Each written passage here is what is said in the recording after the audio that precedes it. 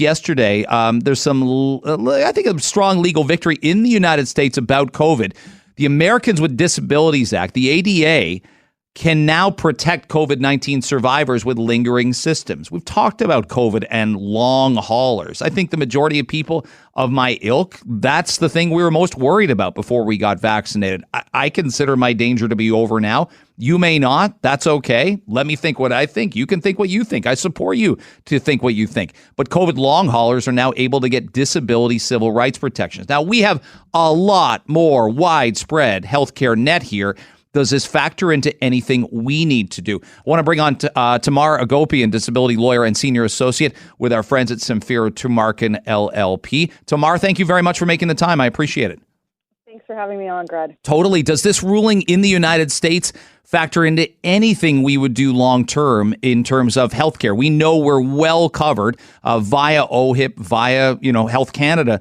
Does this factor in at all to anything that would change for us financially here, or things that we can acquire if we have to miss a lot of work for long COVID, things like that?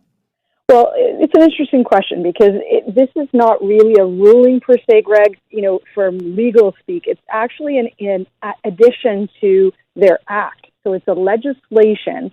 And what the Americans have done is that they've defined long COVID as a classified disability.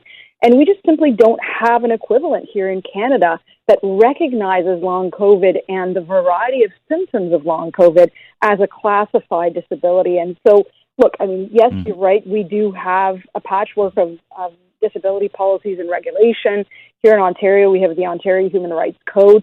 So there are protections, but what I'm sort of seeing, in our office anyway, as disability lawyers, is that there's a lot of disability insurers who are just not covering these claims. They are declining these claims that are legitimate with people who have these symptoms who should be qualified and classified as disabled, as the Americans have done in this ADA legislation. Yeah, it's really interesting, isn't it? Because the activists in the States are claiming this, and probably rightly so, as a big victory. Now, it'll add to the number of people qualifying as disabled in the United States. And as you note, the symptoms, obviously, we know what some of them are. There's the concept of just a brain fog or the ability to concentrate. Some of it's physical, as in the fatigue and the muscle and joint pain. But it is something where someone could say, I'm going to be off work for, we talk about short-term disability and long-term disability here all the time. And there's distinct categories, as you say, in Canada and in Ontario specifically. We haven't got there yet. We haven't, unfortunately. And, I think what I'm seeing in particular, and my colleagues are seeing, is what's happening with the disability insurers, more so than what's happening, in the care system, in the hospital system. That's not what I'm talking about. I'm talking about these private disability insurance plans that are available for individuals through their employment.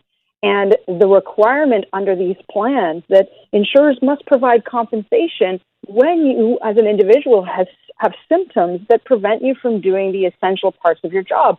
And as you mentioned, Greg, those symptoms are almost invisible at times, or perhaps, this brain fog, fatigue, shortness of breath.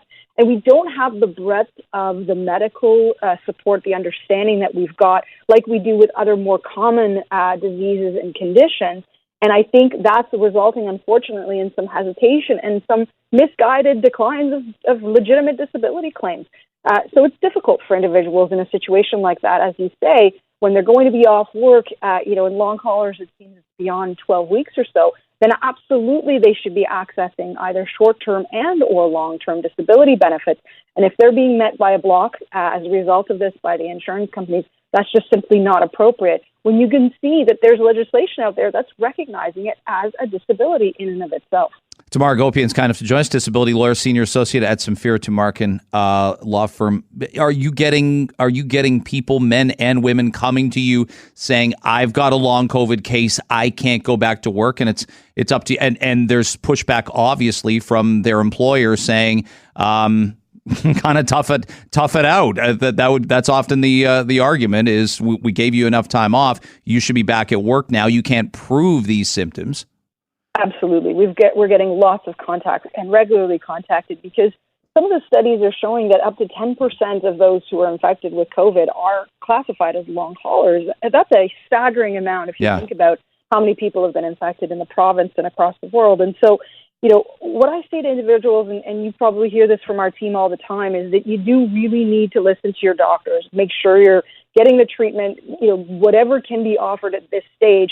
And that medical support really is what needs to be put over to the insurance company to support that you cannot be working. That's really the answer. But frankly, if I've got a crystal ball list, I think this is going to end up in a bunch of legal claims to challenge these insurers, Greg, if I may say so. And I think that it's unfortunate that individuals have to come to us and speak to us and go down that path in order to get a right that really they should be provided as part of their benefits packages when they're employed. It strikes me that the brain fog is a very, very difficult one. It's one you can run people through physical tests that could test their fatigue level, could test their breathing ability, can document their pain or their headaches. But the idea of just being able to think or concentrate, we're seeing this.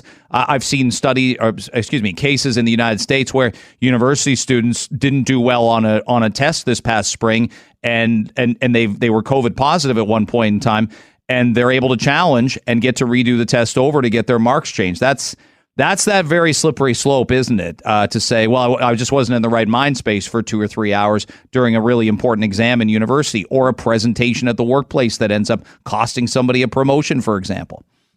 Absolutely. And I was just speaking to someone yesterday about this, and she has, these symptoms. Of course, I will be protecting her privacy, but just to give you an idea, her primary comment to me was, look, Tamar, you can't see it in a scan. There's no tests that can be run necessarily that will confirm that these symptoms are actually causing these disabilities or causing a disability such that she cannot work. And so she's left in a situation where the disability insurer will not support the claim, and in a situation where there's no clear path in terms of even treatment for individuals like this. And so it's very, very scary, very difficult. She's had to try and make some choices around whether or not she can go back to certain types of employment, for example. She's really in this zone right now where she's not really sure where there are supports. That's not to say that she isn't accessing. There's great care in this province. She is accessing whatever she can, but there's a lot of unknown. And I think that what I liked to see as to what's happening, in the States, this is what set us off, is that it is classified now as a disability, which can have a physical or mental health component or some combination of the two. And that is really where these disability policies have also defined disability in this way. So it's consistent as far as I'm concerned. So I'm disappointed as to the number of insurance companies who are declining these kinds of claims. That's really interesting. Tamar, do you worry long term? Can an employer ask? They post a job. Health is very, very private. But employers can find a way, right? Can they do digging to find out if someone has been COVID positive? Do you worry workplaces will, do what they do sometimes and work and try and have as few COVID positive people, meaning in the past, people that have recovered from COVID as possible, just to prevent possibilities like this? Well, I think that's where the human rights code that we've got in Ontario should hopefully protect individuals like that. You're right, employers will inquire. I think some awareness around that may help employees returning back if they need accommodation, for example, and can make those requests formally with the support of their doctors. My hope is that there will be a partnership, a positive one, between employees returning back from being COVID positive and employers. That, perhaps I'm sugarcoating, what may occur. But as you know, Greg, we work in the employment realm and in the disability realm for reasons like this, because the two are so closely tied at times. But my hope and expectation is that there's going to be, some awareness and some accommodation for individuals as they transition back to the workplace. Has to be. It's really important. Tamar Agopian, thank you very much for the time today. I'm glad we got to talk. Awesome. Thanks so much for having me. You got it. Tamar is a disability lawyer, senior associate at Samfiru Tumarkin LLP.